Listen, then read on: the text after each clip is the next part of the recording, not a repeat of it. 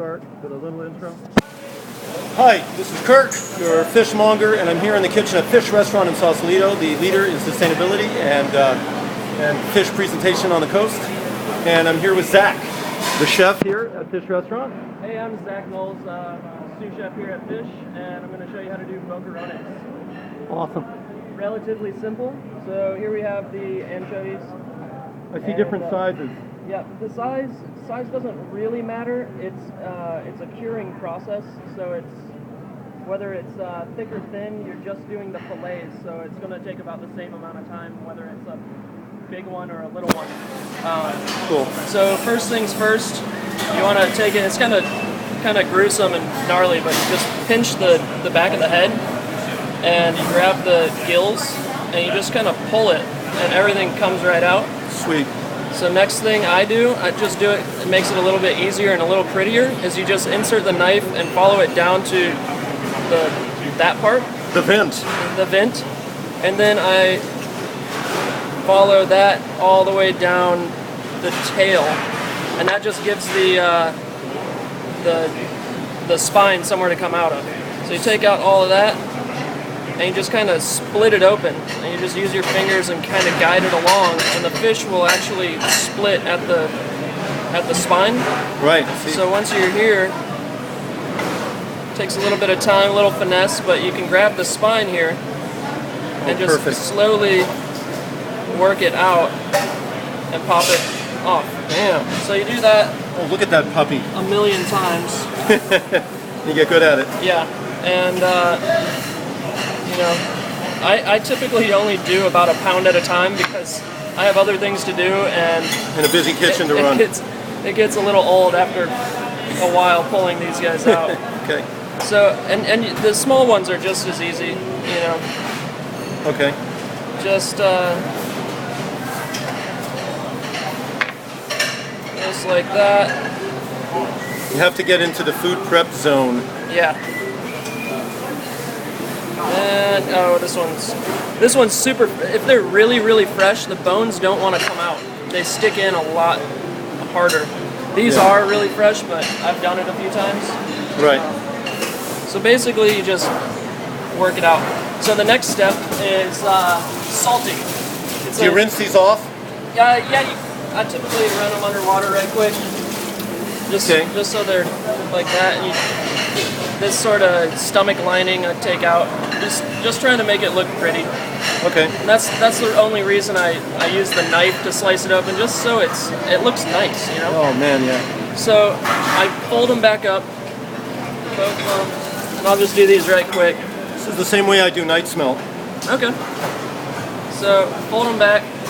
I use kosher salt just because it's going to be the same product. It's diamond crystal. It's what everyone in the industry uses.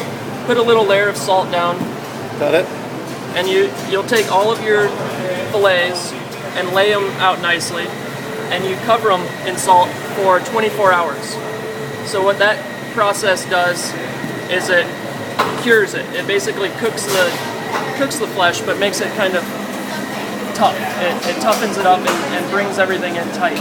Sweet. So you do that for 24 hours, then you take it out, and they'll look like that. They'll look like, wait, hold me, see? Okay, great. Covered in salt. Yep, covered in salt, but they'll be firm. And that's why I take the spines out first. Just because it's a real pain to get them out when you salt them, or after you salt them. Right. So rinse them again. Rinse them off. And then also you'll notice I'm using a plastic container. You can use glass or plastic, anything non-reactive. So no aluminum? No aluminum. I don't use the aluminum. Glass or plastic? Glass or plastic. I've seen aluminum used. It was beaten into me as a younger cook not to ever use aluminum or any metal. Great. And then you would take them out and lay them in there. Take them out, put them back in, and then I'm using champagne vinegar. This is from Sonoma. It's a local place up in Sonoma. Right. I use champagne vinegar because it's a 60 grain, so it's 6% acid. You can typically we use 5 or 50 grain or 5%. You can use any vinegar really, but I prefer the champagne. It just kind of ensures that the job is done properly. Okay, And, great. Then you just pour the vinegar over, so they're covered. Okay. Now you would have, I'm going to be giving people almost close to a pound of these, so Okay. we'll be pouring a little more vinegar in there. Yeah. You just pour it till the fish are covered, Okay. regardless of how many you have or how few you have. Sweet. So Okay. you let it sit in vinegar for another 24 hours. After that, Really? Okay.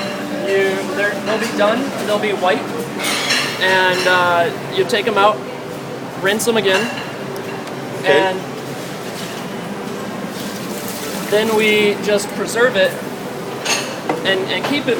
These are preserved, but we just keep them out of the air.